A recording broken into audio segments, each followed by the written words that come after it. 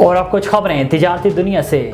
Guddu thermal power plants के switch yard में funny खराबी से आग लगने के 48 घंटे गुजरने के बावजूद ब्रेकर की मरम्मत न हो सकी, जबकि 500 केवी की हाई ट्रांसमिशन लाइन भी ट्रिप कर गई हैं।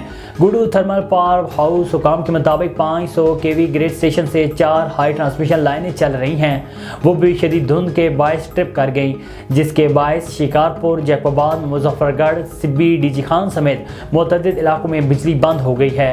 हाई ट्रांसमिशन लाइनें ट्रिप होने से सिंध, पंजाब और बलोचिस्तान के मुख्तलिफ इलाकों को भी बिजली की फराहमी 5 घंटे से मुअत्तल है और जब तक धूप नहीं निकल सकती तब तक बिजली की बहाली मुश्किल है। गुड्डू थर्मल पावर हाउस राय के मुताबिक फनी खराबी से आग लगने के बायस खराब होने वाले नए ब्रेकर को खरीदने में 15 रोज लग सकते हैं। गुज़श्ता बरस सरकारी गंदम की कीमतों में 113% होशरुबा इजाफा हुआ।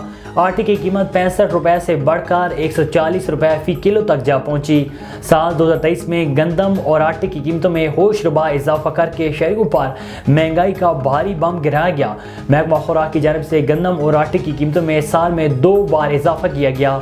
हुकूमती सतह पर फी किलो आटे की कीमत 75 रुपये बढ़ाई गई, जिसके बाद 10 किलो आटे का थैला 650 रुपये से बढ़कर 1399 रुपये का हो गया, जबकि 20 किलो आटे का थैला मार्केट में 3000 रुपये तक बिक रहा है।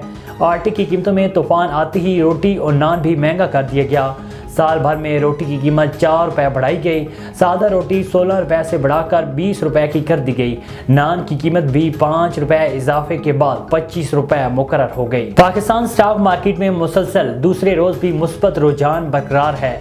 नए साल के दूसरे रोज पाकिस्तान स्टॉक मार्केट खुलते ही 600 से ज़ायद पॉइंट्स का इजाफा देखने में आया, जिसके बायस 100 इंडेक्स 65,000 पॉइंट से ऊपर ट्रेड कर रहा है।